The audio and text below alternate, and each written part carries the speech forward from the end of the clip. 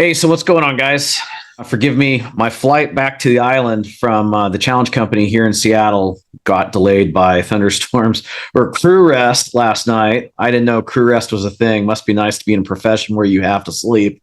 And then this morning it got canceled due to storms in Dallas. So I've been delayed again. This is awesome.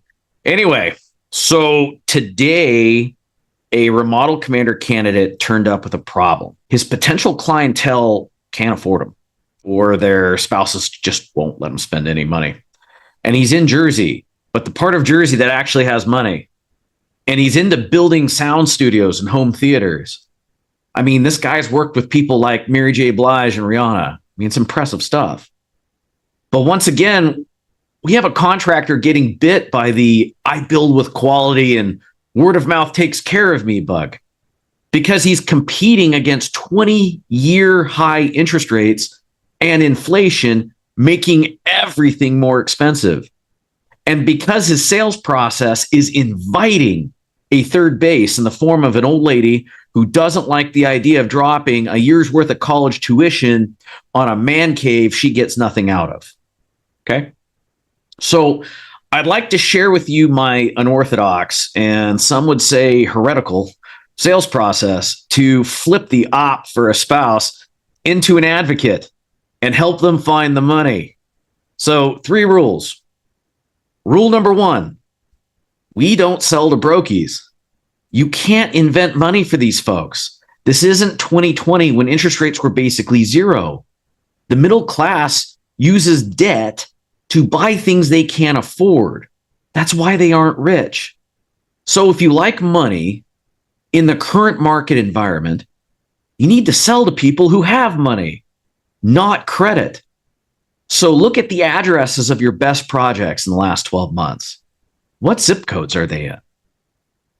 Now set up your Google ads, your Google local services, and your Facebook ads to only target those zip codes. Problem solved. Now we're talking to people with money. We're like 60% there. So rule number 2, we don't give free estimates, and we don't sell janky professional service agreements either. And we sure as hell don't sell $500 estimates, because if you do an estimate right, that's going to take, I don't know, 15, 20 hours, and your time's worth more than $25 an hour. All right. It's more like 150 to 200 an hour. So we sell complete design agreements that result in airtight, permit-ready construction documents that all but guarantee the profit you estimated is the profit you keep when the job is done. Okay? And we sell it like a retainer, just like an architect, just like a lawyer. But unlike an architect or a bougie interior designer who's going to pop your customer for $400 an hour, we bill at 150 to 200 per hour. Okay. And we pay a virtual design team less than $60 an hour. And we pair them up with the local pillow picker to run the selections. And we pocket the spread without picking up a hammer. And we pay a virtual estimator $15 an hour to do our material takeoffs and write our specs. And then we simply spend a couple hours per bid massaging the labor and finish cost allowances to get it about right. Okay. This does 3 things. Number 1, you are dealing with serious buyers who value certainty, quality, and speed over price, by virtue of the fact that they shelled out several grand to get you to go through this design process with them. Number 2, you get all your homework done, so no profit-killing surprises in build. And number 3, you create a vehicle for each spouse to negotiate with the other to arrive at a project where there's something in it for both of them. So no more third base. Okay. No more op. Yep. So rule number 3, bam, bam. That stands for field a meeting, book a meeting, right? Advance the sale.